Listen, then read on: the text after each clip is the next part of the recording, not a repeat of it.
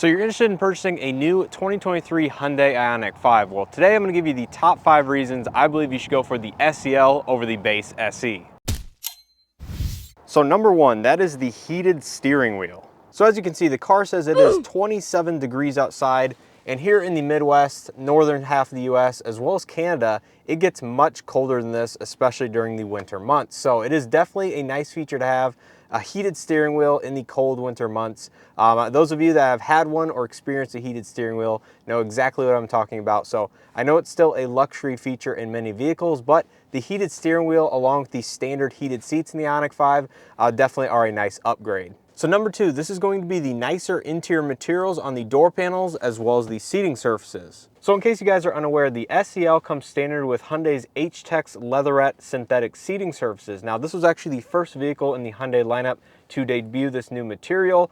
This is also found in the Palisade as well as some of the other new 2023 models from Hyundai. Now this is definitely a nice upgrade if you're into leather type seating surfaces. Now not everybody likes leather or synthetic leather materials, so the only trim you can get the cloth seats is in the base SE Ioniq 5. However, I do think the leatherette is actually a very nice material from Hyundai. I actually think in some vehicles it's actually slightly nicer, slightly more pliable and softer than that of the regular leather. Now obviously the Nappa leather is a totally different story, very nice quality material. However, I think the SEL with the H-Tex leatherette is definitely a nice upgrade over the standard cloth in the Ioniq 5.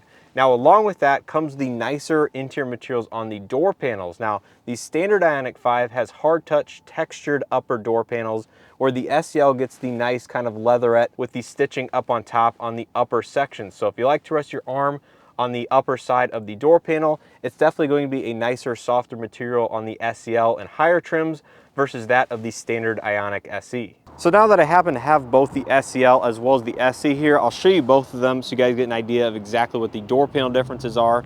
Obviously you see the stitching up top. It's a nice soft touch material. The armrest is going to be padded as well with a little cloth insert and some of the pixel design language. Now if we go over to the SE, you'll see that the door panel does look slightly different. So the upper section is going to be the textured hard plastic like I mentioned. You still have a padded armrest portion, but you can see the cloth portion is gone on the SE and you kind of just have this textured plastic with the lines running along it. So that is definitely a difference, along with obviously the seating surfaces that are going to be the cloth. So I don't think you can go wrong with either one. I definitely think the SEL is a nice upgrade over the SE. So number 3, that is the power liftgate. So the SEL comes standard with the power liftgate. Now I know this is not a new feature and is pretty standard across many SUV these days, at least in the mid-trim levels and higher. However, here for Hyundai, it has many functional benefits. So for Hyundai, the power trunk adds the smart trunk capability, which means if you have the proximity key on your person and stand behind the vehicle for approximately 3 seconds, it will automatically open the trunk. So this is definitely useful if you are carrying large objects or heavy objects and don't have the ability to reach down and hit the button on the outside of the vehicle.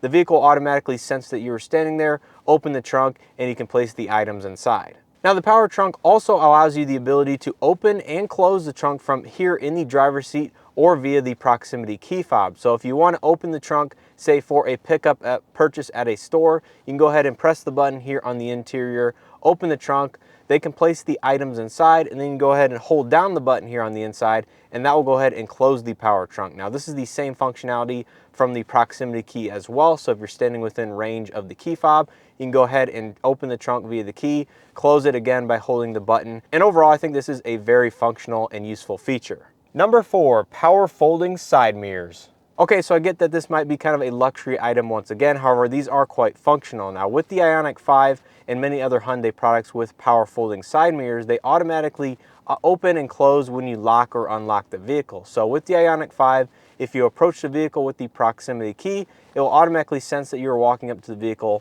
open not only the door handles, but open these side mirrors as well. Now this makes it easy to know when your vehicle is locked or unlocked. You simply look at the vehicle, look at these side mirrors, see whether or not they're open or closed, and you can tell whether the vehicle is locked or unlocked. And of course, there's always a functional standpoint of closing the mirrors if you're on tight parking situations or have a tight garage and need to kind of walk by the vehicle. That gives you a couple extra inches of space if the mirrors are folded in.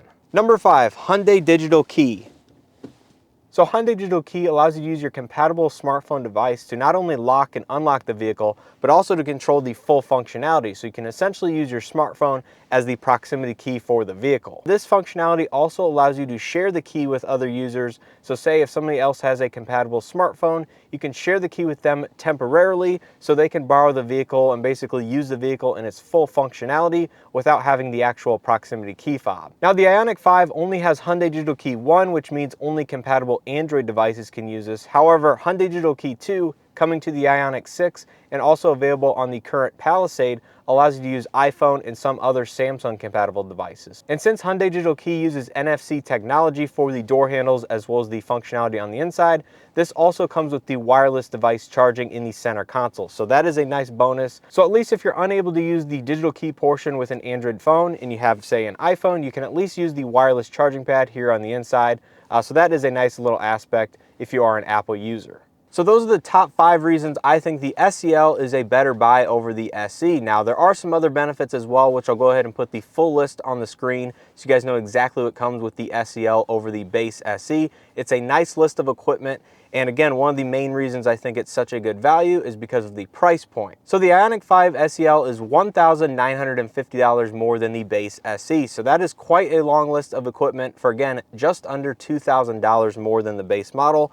And we consider all the functional benefits along with some of the material differences on the inside as far as the seats and door panels go. I think this is a very good value. So hopefully you guys enjoyed this video and found it helpful as always. If you did, please hit that like button as it greatly helps out these videos in the channel. Make sure to hit that subscribe button if you guys are not already subscribed, and check out some of the other Ioniq 5 content I have. I did my first drive with one a few weeks ago, and we're just gonna floor it. Oh.